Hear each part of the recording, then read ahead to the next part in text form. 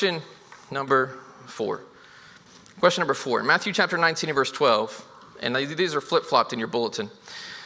In Matthew 19 and verse 12, what does it mean when Jesus says there are eunuchs who have made themselves eunuchs for the kingdom of heaven's sake? So look at Matthew 19:12. If you're following along with our New Testament Bible reading with Helton Drive, this is a passage that we read this week. So this question came up. Verse 12 says this: there are eunuchs who were born thus from their mother's womb. There are eunuchs who were made eunuchs by men. And there are eunuchs who have made themselves eunuchs for the kingdom of heaven's sake. He who is able to accept it, let him accept it. All right.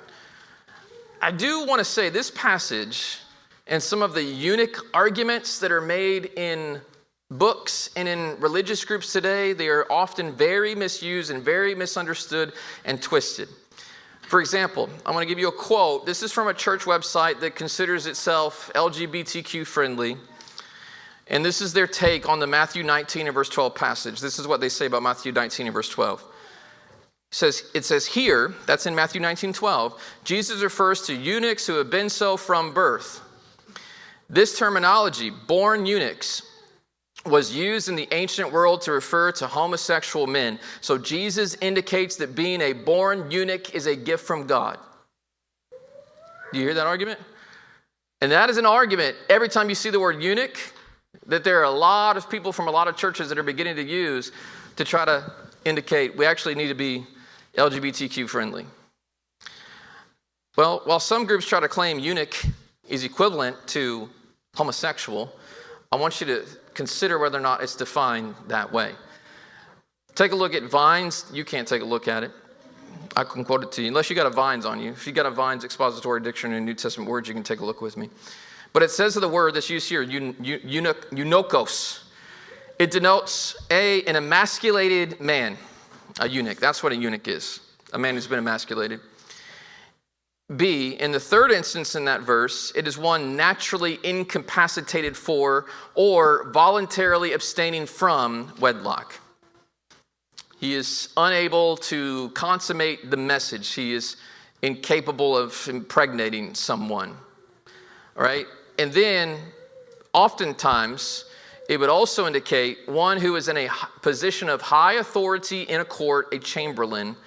In Acts chapter 8, when it talks about the Ethiopian eunuch, it actually refers to that, someone who is a eunuch. I'll give you another dictionary definition. I just want you to notice you don't see the word homosexual in that definition, do you? So when it's actually defined by a Greek dictionary that tells us what the word meant in the first century, homosexual does not pop up in there. Take a look at Thayer's. What's a eunuch? It's a bedkeeper, a bed guard. It's a superintendent of the bedchamber, a chamberlain. Let's say that you've got somebody working in the White House and they're protecting the president's wife from any danger. Well, if you have a man who's working around the president's wife, especially during these times, and you don't have security cameras and things like that, in order to try to help, increase security and protection, a lot of the people who would do that particular job were eunuchs. They were emasculated. They weren't able to reproduce, so that temptation was not there. The definition goes on to say, in the palace of Oriental monarchs who support numerous wives, it was the superintendent of the women's apartment or harem. It was an office that was held by eunuchs, an emasculated man, a eunuch in Oriental courts held by other offices of greater, held by the Ethiopian eunuch. It's one naturally incapacitated for marriage. It's one naturally incapacitated for begetting children, or it's one who voluntarily abstains from marriage. So perhaps I need my rose-colored glasses, but I don't see homosexual men in any of those definitions. That's a self-willed definition that our culture is basically inserting into the word eunuchs to make it say something that they want it to say. And that's not what it says. So what does Matthew 19 and verse 12 mean? What's it referring to? Well, there's eunuchs who are born thus from their mother's womb. There are some people who are born with physical deformities or physical imperfections, and they are unable to have sexual intercourse because of that. Okay? That's the first part of that phrase. The second part of that phrase, there are eunuchs who are made eunuchs by men. And that was very common in royal palaces where men were intentionally castrated as they served the royal harem. And then thirdly, the third phrase that was asked about is there are eunuchs who have made themselves eunuchs for the kingdom of heaven's sake. Just consider the context for a moment. The context is marriage, divorce, and remarriage in Matthew chapter 19. And there are some people who, because of their marriage and divorce situation, would not have the right to be remarried. And because they do not have the right to be remarried, what do they have to do in order to be pleasing to God in the kingdom? They have to make themselves eunuchs for the kingdom of heaven's sake. They have to make up their mind to make the decision that they are not going to engage in a sexual relationship for the sake of their soul and for the sake of the kingdom.